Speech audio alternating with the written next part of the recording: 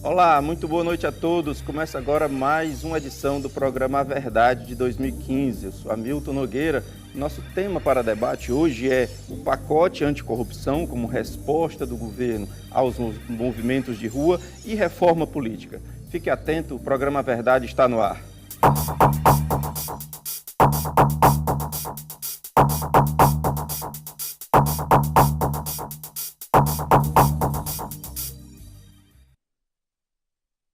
Olá, muito boa noite. Estamos no ar com o programa A Verdade de hoje falando sobre o pacote anticorrupção, resposta da Presidência da República para os movimentos de rua e reforma política, além, claro, do que for sendo pautado ao longo do programa pelos convidados e por você que participa de casa por meio do telefone 3486-1721 ou pelo Twitter Hamilton Nog. Lembrando que você participa hoje, terça-feira, ao vivo, e às sextas e aos domingos, sempre a partir das 23 horas, você confere as nossas reprises. Além de você que participa de casa, aqui conosco no estúdio estão Alexandre Damasceno, você já o conhece bem, ele é gestor público e doutor em economia.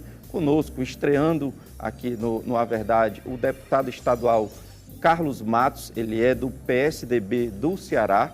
Conosco também, voltando agora, o Felipe Braga. Felipe é doutor em Direito Constitucional, professor do curso de Direito do mestrado e do doutorado da UFC, e Djalma Pinto, advogado especialista em Direito Eleitoral. Senhores, muito boa noite, imenso prazer recebê-los. Agradeço em nome da TV a disponibilidade de estarem aqui conosco falando sobre reforma política, pacote anticorrupção e mais o que. Fiquem à vontade para pautar e o que der tempo, a gente vai conversando. Eu quero só, antes de começar o programa, de chamar uma matéria, mandar um abraço para o adversariante Christian Milfon, que faz hoje 11 anos de idade, está com a gente. Felicidades, Christian, você merece tudo de bom. E Jefferson Paulino, que é técnico em segurança do trabalho, também assiste ao A Verdade, gosta. Eu mando um abraço para o Jefferson Paulino. Agora sim, a gente vai ver uma matéria feita pelo repórter Diego Sombra, do Departamento de Jornalismo aqui da TV União, a respeito do tema. Confira. A consolidação da reforma política no Brasil é vista hoje como uma possibilidade para que o país possa superar, por exemplo, deficiências relacionadas ao sistema eleitoral. Há muito tempo que o Brasil já precisa de uma reforma, não só política, mas institucional. Só sei que precisa mudar. A discussão do tema ganhou força nas últimas manifestações e está agora centrada em uma mobilização nacional que acontece até o próximo sábado em diferentes estados. Coletar 60 mil assinaturas aqui no estado do Ceará. Nós precisamos ter 1.600.000 assinaturas em todo o Brasil para que possamos ter realmente essa reforma política democrática, que é o projeto de lei de iniciativa popular 6316/2013. Para que as assinaturas pudessem ser recolhidas em Fortaleza, esse posto foi montado aqui no centro da cidade, na Praça do Ferreira. O projeto de lei de iniciativa popular precisa do apoio de 1% do eleitorado brasileiro, ou seja, 1.500.000 pessoas. Evazildo passou no local e deixou o nome dele registrado. Tanta roubalheira que está exposta aí no Brasil, tudo que vem para ajudar a reformar é bom. Cerca de 700.000 pessoas já tiveram a mesma atitude em todo o país para que os objetivos da reforma possam ser colocados em prática. Afastarmos do financiamento de campanhas políticas as pessoas jurídicas, empresas. Tentarmos flexibilizar 3 instrumentos muito importantes para a cidadania, que são o plebiscito, o referendo e o projeto de iniciativa popular. A paridade de gênero. Nós queremos que as mulheres tenham uma participação maior na política brasileira. Nós queremos prestigiar, valorizar os partidos políticos. Então, para isso, o cidadão, no primeiro turno, votaria no partido político, no seu programa, juntamente com a lista pré-ordenada de candidatos. Ok, é isso. Bom, a reforma política é muito ampla e são muitos os pontos divergentes e importantíssimos. No entanto, tem um crucial que é o próprio financiamento das campanhas. Hoje, Alexandre, do Senado, inclusive, federal, teve uma discussão ampla sobre isso, diversos parlamentares lá conversando, e o senador Capiberibe me chamou a atenção que ele disse que a discussão não é essa, não é do financiamento, mas sim a do barateamento das campanhas. Eu queria saber a opinião do Alexandre a esse respeito. Muito boa noite. Boa noite, Hamilton. Boa noite a todos que nos acompanham pela TV União. Hamilton, essa questão do financiamento público, nós já discutimos algumas vezes aqui no programa, eu acho que não pode ser dissociada dessa questão do barateamento. Porque, no meu entendimento, o financiamento público está atrelado à imposição de um modelo que dê condições iguais a todos.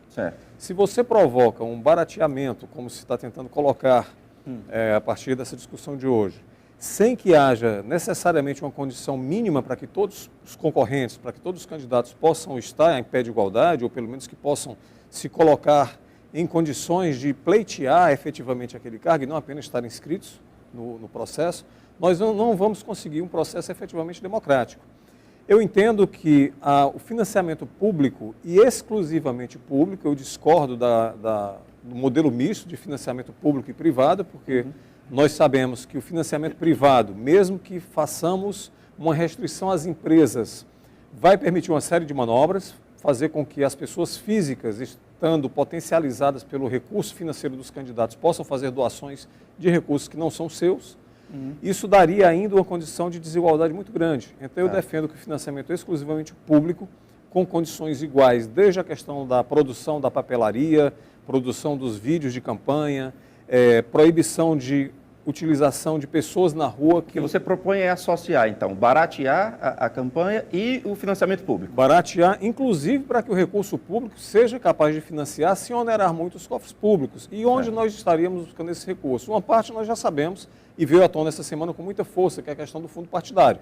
Não é R$1 nem R$2 que estão colocados aí. Esse recurso poderia ser redistribuído de uma maneira completamente distinta da que existe hoje para financiar essa campanha igual.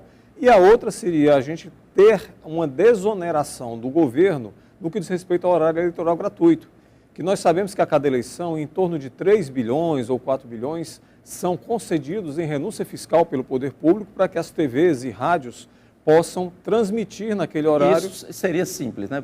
Com boa vontade seria simples. Com certeza nós teríamos condições de fazer isso e barateando pela igualdade de condições e tendo essas fontes de recursos e outras mais, talvez tenhamos o início do fim dessa corrupção que está aí para financiar campanhas milionárias. Deputado, prazer recebê-lo, muito boa noite. Qual seria a sua proposta? Qual seria o ideal nessa questão financiamento, barateamento? Qual a sua ideia? Bom, eu continuo achando que nós estamos querendo corrigir o carrapato e sem mexer em que vaca nós queremos ter. Nós precisamos ter um modelo de desenvolvimento e propostas com participação social. Conversava há pouco com Djalma, quer dizer, a população tem uma participação social baixa e pode eleger, mas não pode retirar aqueles que elegeu.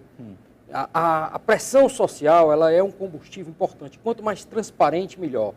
Nós não podemos ser a favor nem contra o financiamento se nós não tivermos um sistema transparente. Porque muitos que defendem que o financiamento seja só público, estão tendo financiamento de empresas via partido e defendendo o interesse dessas empresas, quando é muito melhor que esteja lá, na doação da campanha. O que eu acho que deve haver Ou seja, menos ilimitado, porém mais transparente. Mais transparente. Fácil de controlar. Agora, é surpreendente nós termos empresa que recebeu um grande financiamento do BNDES e doa 300 milhões para uma campanha do mesmo governo. É surpreendente. O nome disso é investimento, né? Pois é. Então, nós temos que ter um disciplinamento, um teto, porque faz parte da vida social e do tecido social a vida econômica.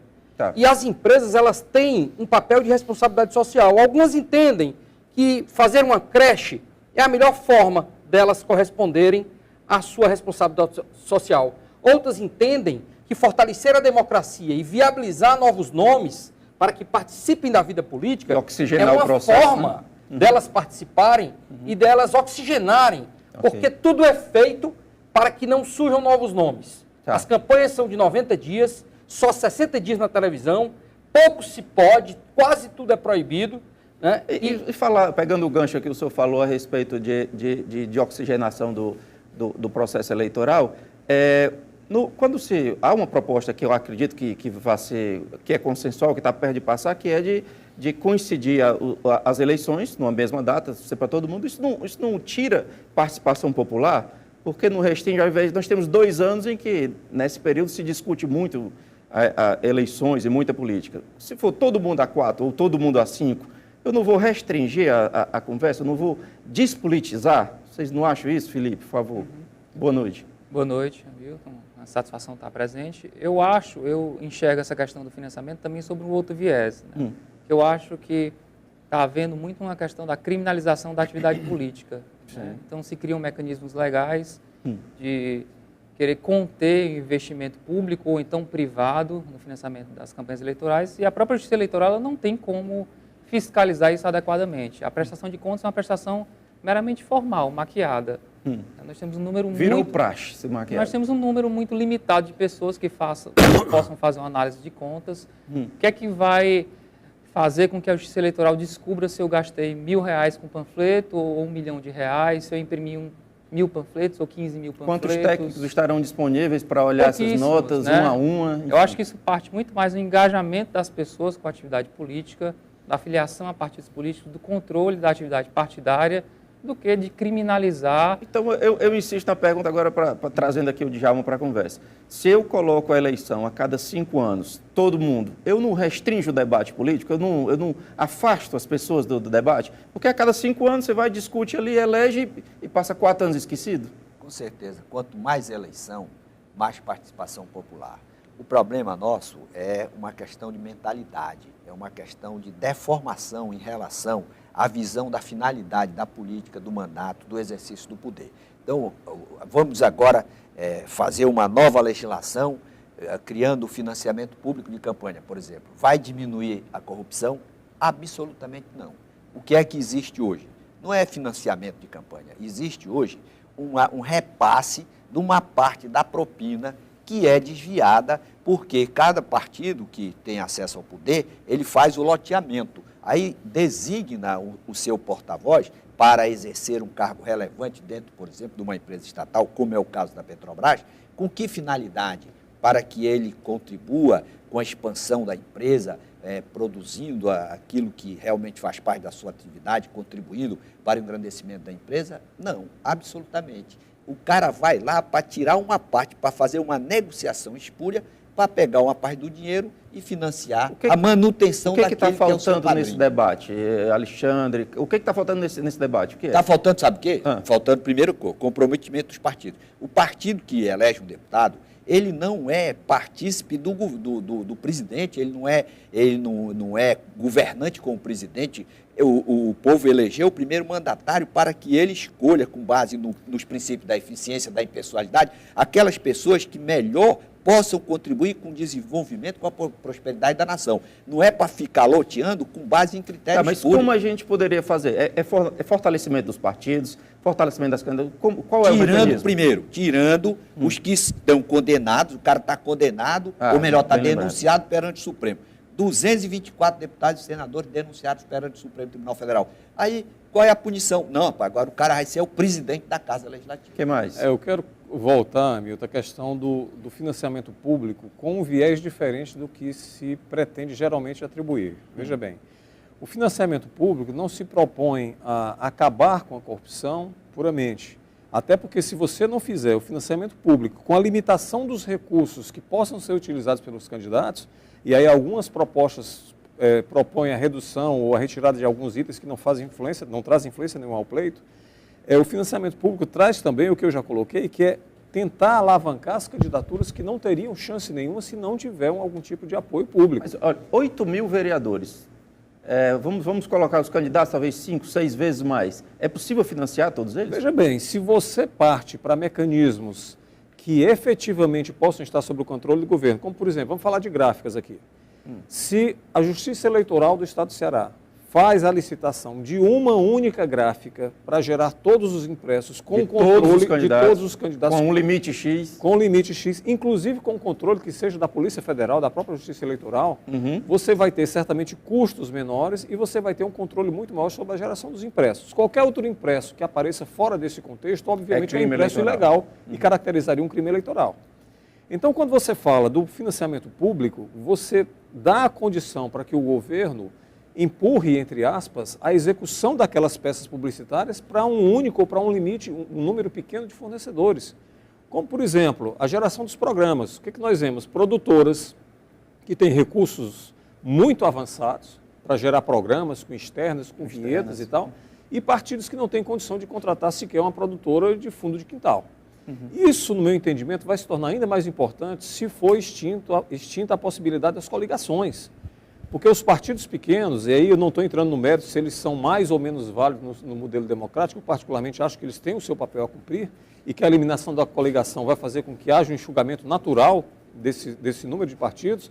Se você tem a impossibilidade desses partidos concorrerem, aí sim que você vai jogar o coeficiente eleitoral a favor dos grandes partidos. Queria um comentário do Carlos Matos e do Felipe a esse respeito. Eu acho que nós poderíamos nos inspirar em reformas que já aconteceram em outros países, onde a democracia está consolidada, porque nós estamos no crioulo doido mesmo. Quer dizer, nós não temos o fortalecimento dos partidos. Não tem sentido nós termos 40 partidos. Há um agenciamento quase de partidos em favor de candidaturas. Esse viés de estatizante, de querer que o Estado banque as campanhas, sem considerar candidaturas ou perfis diferentes, né, ou criar um verdadeiro patrimonialismo de partidos, onde se decide aonde é que vai com financiamento público, me parece estranho.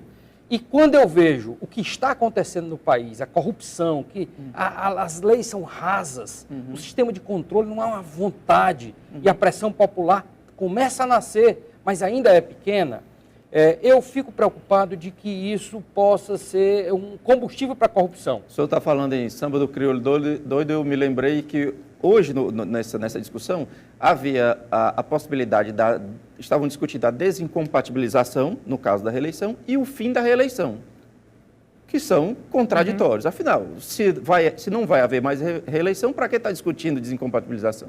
Então, não há uma proposta clara. Não sei se o Felipe concorda com isso. Não, as propostas de reforma política, elas são muito complexas, são contraditórias, algumas delas, e o problema disso tudo é que essas reformas pontuais, se forem aprovadas, elas podem trazer um efeito prejudicial a longo prazo. Como assim? Então, talvez, por exemplo, a mudança do voto obrigatório para facultativo, que é um dos pontos. Sim.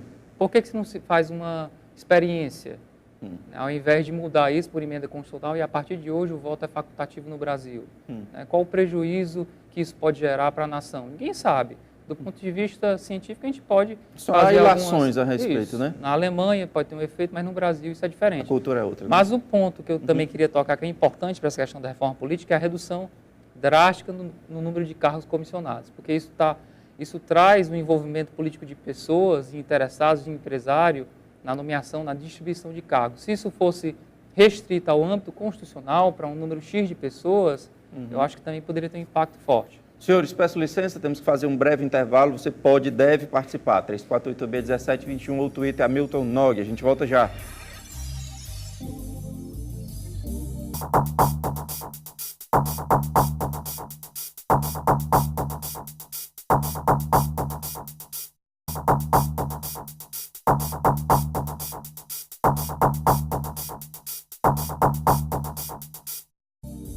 Olá, estamos de volta, segundo bloco do programa Verdade de hoje, falando a respeito do pacote anticorrupção, reforma política. São resultados do governo a respeito das manifestações de rua. Você participa por meio do telefone 3486-1721 ou pelo Twitter Hamilton Nog. Participe ao vivo nesta terça-feira, lembrando que às sextas e aos domingos, sempre a partir das 23 horas, você vai estar conferindo as nossas reprises. Além de você que participa de casa, aqui conosco no estúdio estão Alexandre Damasceno, o Alexandre é gestor público e doutor em economia. Conosco também Carlos Matos, o Carlos é deputado estadual pelo PSDB do Ceará. Felipe Braga, que é doutor em Direito Constitucional, professor do curso de Direito do mestrado e doutorado da UFC. E Djalma Pinto, que é advogado especialista em Direito Eleitoral. Alexandre, ficou contente com o pacote anticorrupção? A gente acaba a corrupção em quanto tempo? Nós vemos na proposta, primeiro que não é nenhuma novidade nesses 12 anos do governo petista, essa coisa via à tona, e sempre com insucesso. Né? O ex-presidente Lula já teve a iniciativa no momento de calor da população contra a corrupção e lançou, ia fazer acontecer, nada aconteceu. Em 2013, no momento em que a população foi às ruas também, durante a Copa das Confederações, também prometeu-se acabar com a corrupção e o pacote e fazer acontecer, também não aconteceu. E agora vem à tona novamente como resposta, a meu ver, muito tímida do clamor das ruas. Eu não entendo como separar a corrupção que existe na máquina governamental do assunto que foi tratado anteriormente, que é o próprio financiamento de campanha e a própria estruturação das campanhas. Né? Quando você fala na montagem das coligações, da negociação dos tempos de TV, e aí os partidos pequenos não são um mal automático, desde que a legislação não permitisse a soma dos tempos desses partidos para compor o tempo de TV e de rádio do candidato majoritário. No momento em que a gente percebe que o Estado brasileiro, infelizmente, há muitos anos, e talvez com mais ênfase nos últimos anos, já financia a política por meio desses mecanismos de corrupção, talvez seja necessário a gente repensar o que é a estatização do financiamento público de campanha. Então, esses pontos que foram tocados, salvo engano, 6 pontos nessa Sim, proposta. eu tenho até aqui criminalização da prática de Caixa 2, aplicação da lei da ficha limpa para todos os cargos, alienação antecipada dos bens apreendidos, responsabilização criminal de agentes públicos, confisco de bem dos servidores públicos, obviamente envolvidos com enriquecimento incompatível com os ganhos, e apenas isso, 5 pontos, é o que eu tenho. Falta algum aqui? Quanto a esses pontos, veja só, com exceção do primeiro, todos os outros são óbvios. E a legislação brasileira, no meu entendimento, no já falei de alguma forma sobre isso. Já trata dessa questão. Né? O que faltou ao longo do tempo talvez tenha sido a vontade política ou a vontade administrativa de apurar essas coisas de maneira efetiva. Agora, a criminalização do Caixa 2, sem você ter uma padronização de procedimentos eleitorais, aí não falo de reforma política, sim de reforma eleitoral, que é um pequeno extrato, né, da reforma política, você não vai conseguir aferir a prática de Caixa 2 sem você ter uma condição de a população, e aí eu faço coro com a questão da participação popular, do engajamento das pessoas nos partidos, nas campanhas, para aferir se realmente houve escoamento de recursos por meio de Caixa 2. Passando aqui a palavra, o que falta, Felipe, Carlos, Djalma, o que falta, Carlos? Eu acho, na minha opinião, o cumprimento da legislação. Nós temos lei a legislação que tem já seria suficiente, é suficientemente isso? precisa. A Lei de Improbidade Administrativa, assinada pelo ex-presidente Fernando Collor, 1992, é uma lei pouquíssimo implementada. A lei anticorrupção, que quase toda semana eu leio, que carece de regulamentação, ela não carece de regulamentação. Existe um inciso que precisa ser regulamentado, ela pode ser amplamente aplicada. A administração pública tem ao seu dispor a possibilidade de aplicar multas que variam de 10% a 20% do faturamento, de 6 mil a 60 milhões de reais. Tem previsão... Mecanismos já previstos, já todos inúmeros, no âmbito civil, administrativo, criminal. Né? Então, as medidas que foram tomadas, a única diferença é de transformar isso de uma sanção de um ilícito administrativo e civil para um ilícito criminal para o servidor. Mas isso é até discutido no âmbito... Isso é a nível de Congresso que se transforma? Isso, através de uma lei ordinária. Deputado, qual a sua leitura sobre o pacote? Eu acho que o pacote ele é cosmético aí, né? Não tem, assim, uma mudança significativa, porque você veja que o Lula tinha feito as propostas em 2005, não evitou nada do que aconteceu. Não chegou aí para plenário, foi isso? A situação agravou-se. Então, a determinada determinação de tirar recurso público é uma questão de mentalidade. Se acha, e tem um pressuposto que eu não sei se é totalmente verdadeiro, que esse dinheiro desviado é para as campanhas.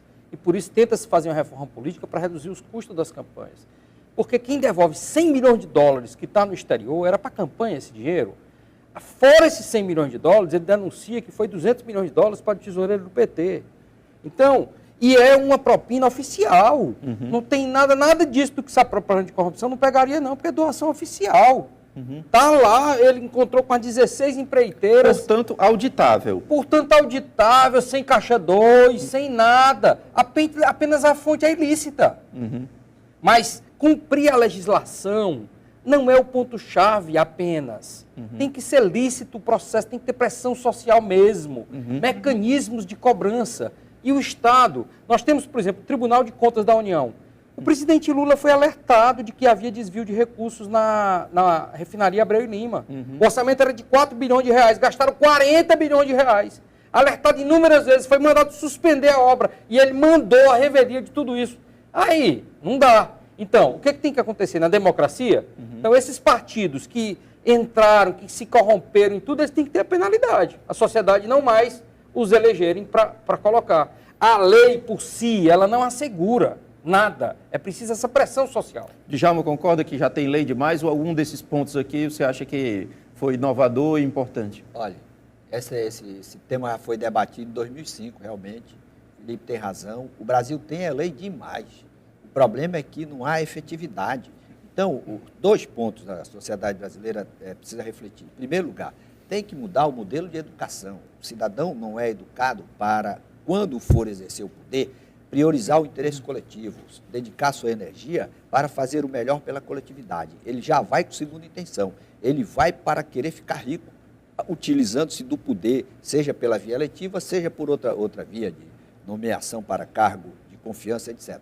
Então, 2 coisas. Primeiro, reformular o modelo, conscientizando cada pessoa da necessidade de priorização do interesse público, quando vier a exercer função na administração. E segundo, exigir efetiva aplicação da sanção que já está prevista no ordenamento jurídico, porque a sanção tem efeito pedagógico, ela inibe novos seguidores da prática daqueles ilícitos. Eu queria só concluir com um aspecto importante. Essas legislações que a gente cita aqui, lei de improbidade, lei de combate à corrupção, anticorrupção, etc., essa legislação ela não é estudada nas faculdades de Direito, é um grande problema. Isso, nós temos disciplina de Direito Penal 1, Direito Penal 2, e vê basicamente o Código Penal, algumas leis específicas. Essa legislação passa em branco. Então, há uma carência na formação de muitos profissionais que se transformam em juízes, em membros do Ministério Público, nos próprios advogados que podem ter um engajamento com denúncias, e isso não acontece. É um grande problema histórico e estrutural.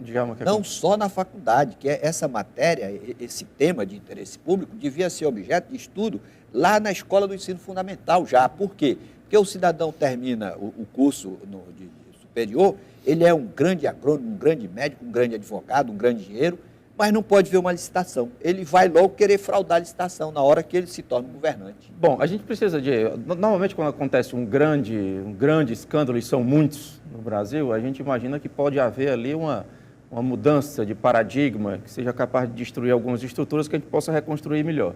A gente tem agora, no momento, o caso do Petrolão, com uma CPI instalada. Nós temos o caso da Suíça, do dinheiro não declarado na Suíça, e temos também outros processos, Lava Jato, por exemplo, prisões.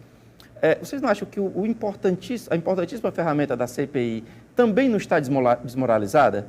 A CPI, já pela composição, você imagina ali, já vê que o objetivo de uns é acusar o outro e de outro se defender? Então, nós não estamos destruindo uma ferramenta importante? As experiências mais recentes, Hamilton, mostram que a pressão popular no Brasil, apesar de ser difícil fazer com que a população se articule para pressionar, funciona. E esse momento em que nós estamos vivendo, eu acho que é um momento muito rico da mobilização das pessoas, e o movimento vem para a rua, enfim. Esses movimentos que, de maneira isolada, podem fazer com que essa população toda se aglomere em torno de pautas importantes, acho que pode ser um momento para se colocar a reforma política, não sob um sentido específico, né, eleitoral, mas essa reforma na boca das pessoas, fazendo com que esse processo que foi colocado pelo Djalma de educação, que não há nas estruturas educacionais normais, aconteça pelo menos durante esses momentos de interação, para que a gente possa ter o reflexo disso mais na frente. Então, a própria pressão sobre a CPI, a pressão sobre a indicação dos partidos, a indicação dos representantes dos partidos na CPI, eu acho que tem que ser turbinada pelas ruas e pelas redes sociais. Sem isso, a gente não vai conseguir fazer com que a coisa aconteça efetivamente, porque o tempo é muito curto, né? Um processo de educação leva décadas. E nós não temos precisa, inclusive, a troca de geração, isso, né? Então, pequenas medidas, como foi colocado pelo Felipe, a questão da limitação da ocupação dos cargos comissionados. Por exemplo, a obrigatoriedade de o parlamentar renunciar para ocupar um cargo no Poder Executivo. Né? Então, são coisas, o fim ou a limitação da reeleição. De forma que ele não pudesse voltar ao mandato caso saísse daquele cargo. Porque o que acontece hoje é que ele ocupa um cargo importante no Executivo. Nós temos exemplo aqui no governo do Estado do Ceará mesmo, e passa 4 anos potencializando sua nova candidatura. Sua outra candidatura. Ocupa uma secretaria importante, fica ali fazendo o seu lobby, os seus contatos, sabe Deus mais o quê, para que na próxima eleição esteja de novo forte. Eu queria a opinião do deputado Carlos Marques a respeito dessa questão da CPI. Nós temos CPIs que flagrantemente, já pela composição, a gente sabe que não vai dar em nada. Então, a gente não está destruindo mais uma ferramenta democrática de investigação? Eu acho que tem CPIs que contribuíram. O processo de tornar transparente o que está obscuro, não a CPI é uma ferramenta e ela pode corresponder ou não, porque tem manipulação de todo jeito, até para quem vai presidir a CPI. Então, quem quer ser investigado faz de tudo para colocar o presidente da CPI para não investigar nada. Então, se isso acontecer, é uma CPI esvaziada. Mas, nós temos que pensar, talvez não dê para resolver tudo, mas tem coisas que são objetivas e que já poderia ir melhorando o processo. Eu acho essa ideia simpática. Quer dizer, quem sai do Legislativo, quem se elegeu pelo Legislativo, para ir para o Executivo, abriria mão. Porque, na verdade, é feita uma conjugação ali que prejudica as duas partes. Porque o Legislativo, quem foi eleito pelo povo, não fica no Legislativo por um interesse de quem está no governo. Quem está no governo coloca, muitas vezes, quem não tem muita habilidade no Executivo, não vai dar a melhor resposta para o povo. Nós vimos isso na área de saúde. Somente pela questão da composição. Só por conta da composição que ele não conseguiu controlar, porque é o povo que elegeu. Entendi. E nós temos também, que aí tem vários modelos que está se discutindo, o distritão, que alguns partidos defendem.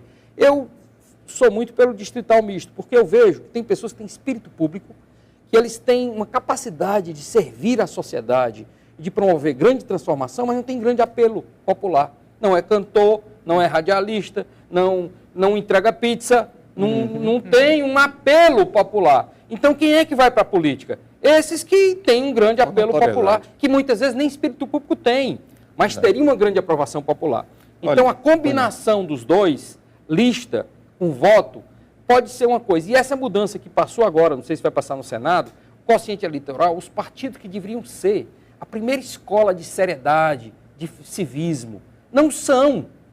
Por quê? Porque eles se veem obrigados a pegar qualquer rebutalho de candidato que queira ser candidato para poder formar o quociente eleitoral.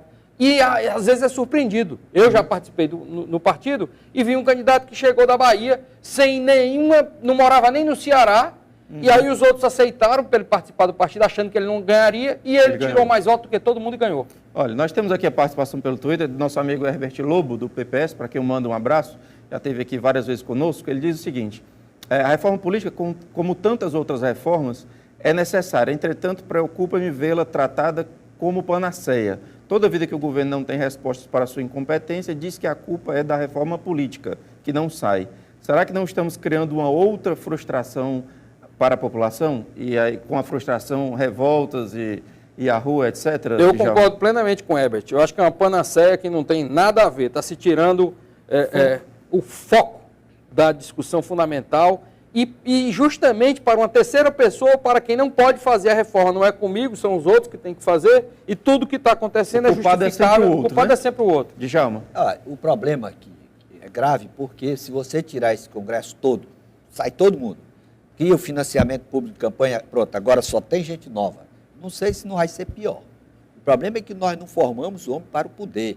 Então, a sociedade brasileira está agora nessa situação de ir para a rua. Por quê? Porque gerenciaram erradamente a economia. Quando falta dinheiro, quando a inflação aumenta, quando o cidadão sente no bolso a ineficiência do Estado, aí então ele assume a sua posição de soberano no poder. Essa crise, por sua vez, tem essa peculiaridade importante que é do povo começar a observar como é que está sendo conduzido o gerenciamento da coisa pública. Aí um ponto, por exemplo, o cidadão foi eleito senador, não sabe nem o que é o interruptor, vai ser ministro das Minas e Energias, conduzir a política de energia de uma nação. Claro, vai dar apagão, vai dar aumento de taxa de tarifa de energia, etc. Aí ele sai do Senado para ser ministro. Quem vai ser o legislador em nome do povo? Seu filho. Foi votado pela mãe? Não. Nem a mãe, nem a avó, nem o pai votaram no cara que ele nem apareceu. Muito menos a maioria da população. A maioria da população. Então, quer dizer, é uma distorção que essa realidade agora obriga que haja uma reflexão. Vamos acabar com essa eleição de colocar o suplente de senador para ser legislador. Se ele quiser, ele vai participar na concorrência ou disputando e escolher o mais votado. Se saiu o que ganhou a eleição, entre o segundo mais votado, terá mais legitimidade. Lino Nascimento, por Felipe e por Alexandre, pergunta o seguinte: a lei da ficha limpa não virou letra morta? A reforma política não será repleta de brechas para manter a roubalheira? Felipe e Alexandre, por favor. Eu acredito muito mais numa reforma política fatiada, que ela tem sido implementada, quer queira, quer não. Lei da ficha limpa não deixa de ser uma reforma política. Vedação do nepotismo não deixa de ser uma espécie de reforma política. Emenda constitucional que aumenta o período de trabalho dos parlamentares não deixa de ser uma reforma política. O que não acredito e que a população também tem que entender é que não vai existir uma legislação ampla que vai mudar os problemas políticos do Brasil. Isso não existe, nem vai acontecer. Né? Alexandre, um minuto, por favor. A má política e os maus políticos, Hamilton, têm um comportamento do boxeador, né? Ou do lutador, de um modo geral. Essas iniciativas geralmente são golpes que poderiam ser muito fortes, mas a má política e os maus políticos recebem esse golpe, como a lei da ficha limpa, que funciona até um certo ponto, não resolveu tudo. Mas tem uma eficácia. Mas teve uma eficácia, tem uma eficácia ainda, ajuda bastante. Mas esse golpe vem e se arruma um jeito de acomodar isso e tal, e aí vão para cima novamente. Então, essas medidas, por mais que não resolvam definitivamente o problema, como essas que nós já comentamos aqui, são medidas importantes sim para começar um processo de saneamento. Você queria comentar? Só para completar Rapidinho, aqui esse programa da Lei da Ficha Limpa, que a Lei da Ficha Limpa, que foi a proposta pelo povo no projeto de iniciativa popular, não foi essa aí com todos os está hoje, não. O povo queria que fosse tornado inelegível quem estivesse denunciado perante órgão judicial colegiado. Aí você já teria aí uns 200 fora, vários líderes, inclusive vice-presidente de partidos, que estão denunciados com 7...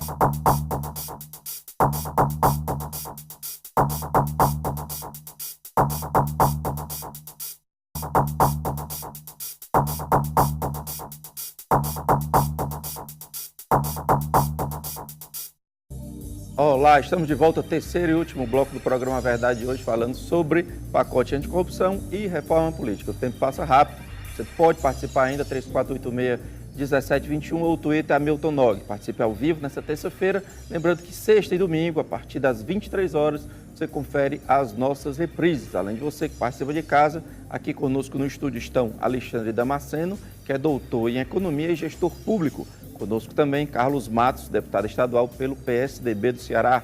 Felipe Braga, doutor em Direito Constitucional, professor do curso de Direito do mestrado e doutorado da UFC. E Djalma Pinto, que é advogado especialista em Direito Eleitoral.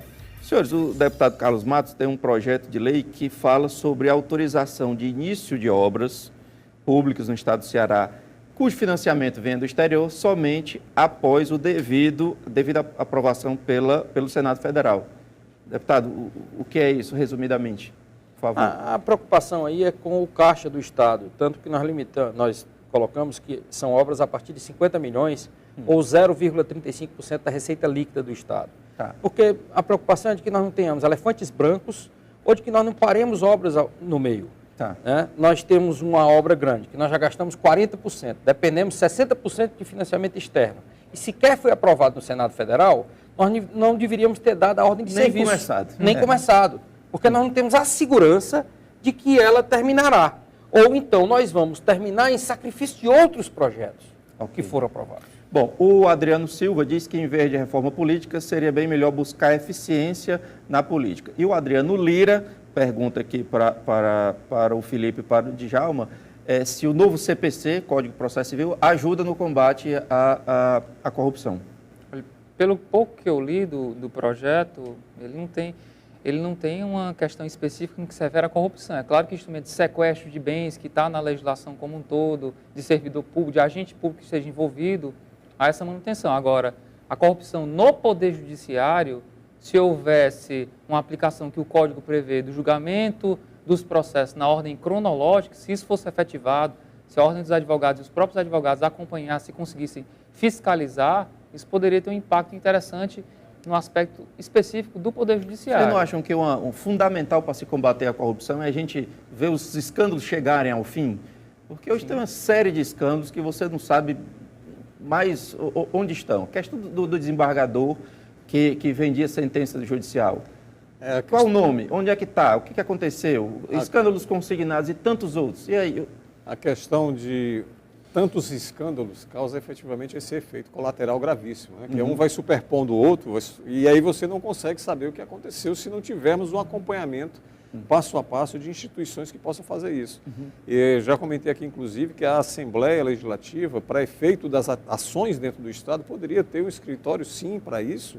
Não sei se a estrutura da casa estaria aberta, talvez não, pelo governismo que acontece dentro dos órgãos das casas legislativas, mas que a oposição conseguisse estruturar, exemplo do que existe o escritório Freitito para cuidar dos direitos humanos, e um escritório para acompanhar o andamento dessas coisas todas e colocar isso na mídia. Colocar isso numa página isso, para ter um acompanhamento. Ali, né? Então, se cada deputado de oposição destacar um dos seus cargos comissionados, enfim, para compor com advogados, com contadores, com, enfim, pessoas que possam efetivamente rastrear e acompanhar tudo isso, seria um serviço fundamental para a cidadania. Agora, eu queria só voltar, Milton, à questão do projeto do deputado Carlos Matos, eu acho importantíssimo e vou até mais, sem conhecer a legislação toda estadual, né, até por minha vinculação durante muito tempo com a esfera federal, é que se não há ainda, eu acredito que deveria haver, para que o Executivo propusesse um pedido de empréstimo, submetesse uma proposta de empréstimo externo, devesse passar anteriormente pelo Legislativo. Porque, veja bem, quando você... já na proposição da obra. Já antes de levar isso, de apresentar isso, já passa, né? Porque, veja só, o empréstimo internacional, eu julgo um negócio, se não for para uma coisa essencialmente emergencial e crítica, é um crime muito grave contra a população. Porque não é uma questão só de caixa do governo do Estado. Quando você contrata um financiamento junto ao BID ou junto ao BID, seja o que for, mesmo sem pegar um centavo desse dinheiro, você já está, depois de aprovado e assinado o contrato, você já está pagando uma espécie de juros simulado que se chama comissão de permanência. Você paga por não estar utilizando aquele dinheiro. Quando você pega o dinheiro, você vai pagar os juros efetivos. E você ainda acerta as contas com a variação cambial do dólar. Então é uma operação de muito... Falar em dólar hoje... Pois é, né? É uma operação de muito custo para uma população pobre como o governo do Estado do Ceará, enquanto se poderia discutir no parlamento, por exemplo, os gastos bilionários que foram feitos pelo governo anterior em cima de comunicação social, por exemplo. Tá, bom, naquela pergunta ainda sobre o CPC, Djalma, pelo menos o que se vendeu da novidade é que haverá uma aceleração dos processos. Então isso não ajuda? É processo de natureza civil, né? Aqui o problema da corrupção é como crime já é de natureza criminal. Certo. Então o que a população devia exigir é a prioridade desses julgamentos. Não se justifica, por exemplo, a prescrição do processo contra um político que, quando era governante, quando exerceu atividade na administração pública, desviou dinheiro público. Obra da Assembleia Legislativa do Ceará, né? Então isso aí é que o povo tem que começar a exigir, cobrar. Porque, por exemplo, uma inovação desse CPC, para garantir a igualdade, realmente o juiz é obrigado agora a julgar o processo de acordo com a chegada na sua vara. Isso garante... Qualquer tipo de processo, de qualquer natureza? Processo de natureza civil, né? Que o Código de Processo Civil ele tem aplicação nessas lides de natureza civil. Então, é uma coisa que vai garantir a igualdade. Buscou-se realmente no CPC essa aceleração dos processos. Mas o problema é que a sociedade brasileira vive um momento de muita litigiosidade. Por quê? Por causa do egocentrismo que tem prevalecido. Por exemplo, o cara bate na traseira do seu carro, aí ele, no lugar de compor, resolver logo ali, sem precisar de ir para o Poder Judiciário, obriga ainda a vítima, o que sofreu o dano, a ter que se submeter ao Poder Judiciário para ver concretizado a realização. Eu lembro que quando o ministro Jorge Arges saiu da CGU, ele falou amplamente, abertamente, sobre a dificuldade de controle das estatais. De lá para cá, o que avançou nisso? Nada ou alguma coisa avançou? Muito pouco. Inclusive, hoje, não há também a proibição do recebimento daqueles jetons, né? Que é um agente público, a Constituição estabelece um teto remuneratório e algumas pessoas exercem um cargo de diretor administrativo de algum estatal e recebem uma remuneração que ultrapassa 40, 50 mil reais. Isso é um absurdo, tem que ser proibido. É um dos pontos importantíssimos que tem sido esquecido, inclusive de reforma política. Agora, só voltando à questão do CPC, o próprio Conselho Nacional de Justiça, ele estabelece um sistema de metas, né, que obriga os magistrados a ter um certo número de julgamentos. Produtividade. Ou seja, no mínimo que já ingressou de ação, tem que sair como sentença. E essas ações que envolvem corrupção são ações um tanto quanto complicadas. Demandam instrução probatória complexa, o número de documentos é gigantesco. Então, isso atrapalha um pouco porque o magistrado vai deixar esse processo um pouco para o lado. O número de recursos vai realmente diminuir? De fato, efetivamente?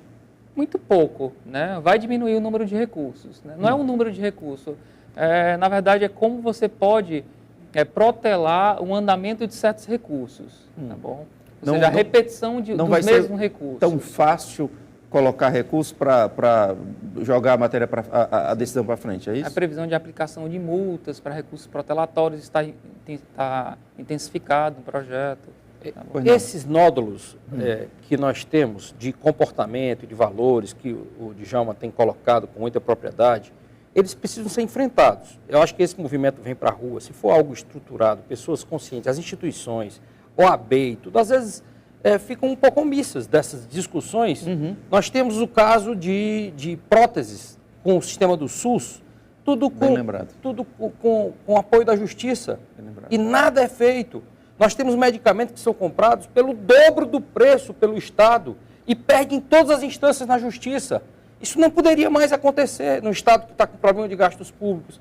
Então, fica realmente esses nódulos aí. Agora, só a institucionalidade não tem sido capaz de resolver. Tem que haver uma pressão social. E quando a população não enxerga o fim, ela acha que não houve nenhuma condenação, portanto, o descrédito é para todo mundo. Toda a classe política, todo mundo sofre da mesma forma. Mas isso é o que acaba acontecendo mesmo, é não se chegar ao fim a uma condenação. Né? E é os casos, como foi colocado pelo Djalma, que a Assembleia do Estado do Ceará, no ano passado, estabeleceu um mecanismo para que a prescrição dos crimes, né, cometidos no âmbito da administração municipal prescrevesse para não ser mais julgado pelo Tribunal de Contas. Então, são os desserviços que o Legislativo, que se serve dessas bases eleitorais que estão no interior, presta à democracia. E, infelizmente, por não termos esse acompanhamento, que eu sugeri até que houvesse por meio de um escritório, já que uma instituição social, sem recursos para manter as pessoas trabalhando, seria de muito difícil articulação, que essas facetas da má atuação do Legislativo possam ser colocadas publicamente com uma certa insistência, até para que isso sirva de crivo para o eleitor não reconduzir determinados políticos, né, ou não votar em determinadas legendas, porque ela está se prestando exclusivamente a esse desserviço. Falando de medidas efetivas, uma dessas do pacote da anticorrupção fala em alienação antecipada dos bens apreendidos após atos de corrupção. Isso é um mecanismo interessante ou não? Pelo fato de ser imediato, em tese, né? É interessante porque se o veículo, por exemplo, for apreendido, passar lá 10, 15 anos, ele se deteriora e realmente é um desperdício. Agora, com relação à falta de sanção, tem um problema sério, porque quando a pessoa comete o crime, desvia o dinheiro público, fica rico no exercício do poder e não acontece absolutamente nada, o problema é que isso cria uma motivação para que os outros sigam aquele exemplo. Esse é o grande problema do Brasil. O Brasil não tem como hábito a aplicação da sanção. Pelo contrário, aquele que é audacioso, que fica rico, aí ele começa a ser ídolo, ele vai criar um partido, vai conseguir ser presidente do partido, conseguir o diretório no seu município ou no seu estado. Então, a audácia, realmente, ela é prestigiada no Brasil, por isso é que nós temos essas gravíssimas distorções no exercício da representação popular. Que mecanismo os senhores queriam ver nesse pacote anticorrupção, pelo menos um, e que os senhores acham que seria de impacto imediato? Eu gostaria de ver, Hamilton, mecanismos que impedissem a ocorrência da corrupção. Porque tudo que está se tratando aí, vou entrar nisso, são itens para constatado a corrupção, né? Assim, leiloar os bens, tornar o servidor público criminoso e não mais como desvio administrativo, mas coisas depois que aconteceram. Então, os mecanismos de transparência, eu entendo que ainda são os mais eficientes, como, por exemplo, o portal único das licitações, portal único das contratações. Você tirou as estatais do controle da população no momento em que elas deixaram de ter que obedecer à Lei 8666. Então, se algumas estatais precisam efetivamente de agilidade, que haja outro mecanismo de controle, ou outros mecanismos de controle, para evitar esse direcionamento das cartas convite. Então, assim, não é tão fechado ou tão amarrado como a 8666, que eu acredito que já precisa há muito tempo de uma reformulação, para poder tornar mais ágil e mais transparente esse processo de aquisições. Se não é mais 8666, que se criem outros mecanismos para dar essa transparência, porque enquanto o processo está em andamento, é muito mais fácil o Ministério Público ou a sociedade civil ir lá e colocar o dedo na ferida. Depois que a coisa está cristalizada, materializada, a Inês é morta. Não se consegue. Deputado Carlos Matos, o que o senhor queria ver? Eu acho que nós temos que avançar na transparência. Os processos que são transparentes, eles dão uma possibilidade de um controle social maior. E nós teríamos que ter uma inteligência aí para não instrumentalizar as máquinas executivas quando os partidos ganham as eleições. Ontem mesmo nós vimos o presidente Fernando Henrique colocando de que ele teria a possibilidade de, na Petrobras, ter colocado pessoas só do partido, mas colocou técnicos de carreira, pessoas que tinham sido colocadas, tinham já uma determinada... Mas isso tem que ser institucionalizado, para não ser só um desejo do governante, de que tem ali, ele está livre. Se tem 7 dirigentes, ele poderia, dentro da governabilidade da companhia, colocar 2 pessoas, mas o restante, a própria companhia, que tem uma visão de Estado, né, que vai ultrapassando os governos, deveria ter uma autonomia. para escolher e ter uma governabilidade que não ficasse tão dependente do meio político. Isso não é inventar a roda, porque já existem diversas companhias pelo mundo. Isso era muito simples. Porque uma empresa como a Petrobras, com capital aberto, com tudo, o prejuízo que houve para o país, né? Quer dizer, nós destruímos a empresa por falta de uma clareza na governança. E isso estão todas as instituições públicas. Felipe, eu também acredito muito no aparelhamento dos tribunais de contas, né? Eles estão sendo muito esquecidos, principalmente aqui no estado do Ceará. Eu estive em Rondônia, lá existem 16 procuradores no Tribunal de Contas. Aqui no estado do Ceará nós temos 2. Né?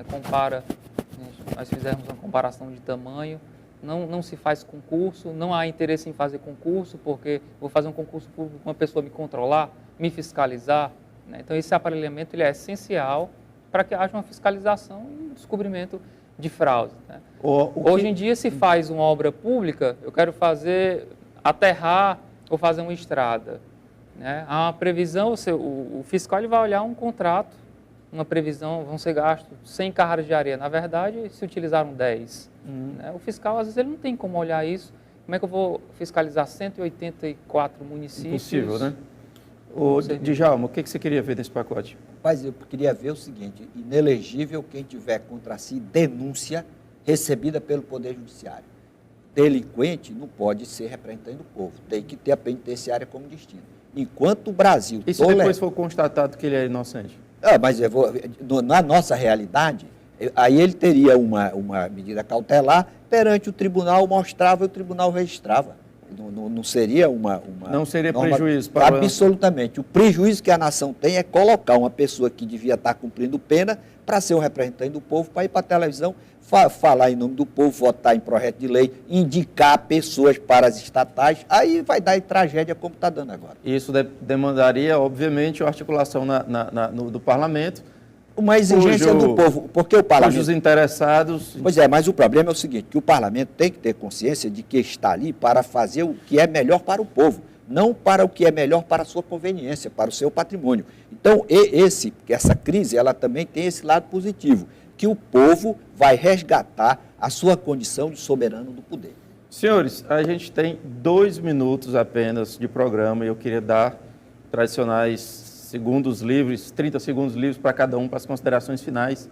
Começando aqui do meu amigo Djalma Pinto, por favor, Djalma. Olha, eu queria dizer aos eleitores, à população, realmente que mantenha essa vigilância em relação aos gastos públicos. O dinheiro não cai do céu, todo o dinheiro que o Estado possui é dinheiro que vem exclusivamente do bolso de cada cidadão. Felipe, por favor, 30 segundos. Eu refuto a criminalização da atividade política, acho que tem que haver manifestação, mas eu acho que resolver o problema público com um moralismo, com a volta a uma ditadura, eu acho isso um tanto quanto inconcebível. Né? Bem rápido, em 10 segundos, como é que foi o financiamento da sua campanha nas últimas eleições? Só eu, unicamente, que financiei. Né? Você é filiado ao PDT, se candidatou a deputado estadual, financiamento próprio, de toda a campanha? Integral. Ok. Deputado Carlos Matos, seus 30 segundos, por favor. Quero agradecer a participação e dizer que é muito importante esses temas serem debatidos. Acho que o Brasil, eu tenho uma expectativa de que ele tenha mudado a partir do dia 15 de março. Mas temos que, não tem mais dúvida, essa questão de democracia ou não, o pior governo é melhor do que uma ditadura. Então, nós temos que trabalhar para os governos melhorarem. E a pressão social é o melhor combustível para essa mudança. Não são os políticos precisam ser acompanhados. Todos nós, eu hoje sou político, sou parlamentar, a cobrança social é fundamental para que nós possamos corresponder a essa grande missão de buscar o bem comum, que não é fácil, mas a pressão social, ele ajuda que os políticos se mantenham no trilho, para que busquem, e aqueles que não têm vocação política, não entrem na política, e se entrarem, que saiam por pressão social. E só a pressão social tira os maus políticos, não há outro mecanismo. Alexandre, por favor. Milton, eu quero mais uma vez parabenizar a TV União por esse programa livre, uma tribuna, reputo sempre a mais livre e democrática do estado do Ceará. Você pela condução sempre segura e equilibrada. E quero deixar uma palavra aos cearenses e às pessoas de fora também do Ceará que nos escutam, que é essa movimentação que a gente vê nas ruas, as pessoas criticando e questionando e debatendo, isso é muito importante. Mas ela tem que ser complementada também com o surgimento do ânimo de essas mesmas pessoas participarem da vida partidária e eleitoral. Então, as pessoas que estão incomodadas com tudo isso têm uma maneira muito eficiente de ajudar a mudar isso, é se candidatarem, colocarem-se à disposição da comunidade, seja professor, seja trabalhador rural, seja que tipo de profissional ou de ocupação essa pessoa tenha, porque mesmo que a pessoa ache que não se eleja, que vai tirar só 200, 300, 400 votos, esses votos serão legítimos e serão menos votos a serem manipulados pelas máquinas que usam o poder político e o poder econômico para estar sempre reelegendo os mesmos que não contribuem para o progresso do Estado e do Brasil. Senhores, muito obrigado, Djalma, Felipe, deputado Carlos Matos, Alexandre, imenso prazer conversar com todos, fico muito feliz da participação, quero agradecer também Braulio Carmo, que está com a gente, Adriano Silva, Adriano Lira, Lino Nascimento, nosso amigo Herbert Lobo também, grande abraço, terça-feira que vem acompanhe A Verdade, há sempre temas interessantes que fazem a diferença na sua vida, por meio do telefone 3486-1721 ou Twitter Hamilton Nog, você tem uma tribuna livre.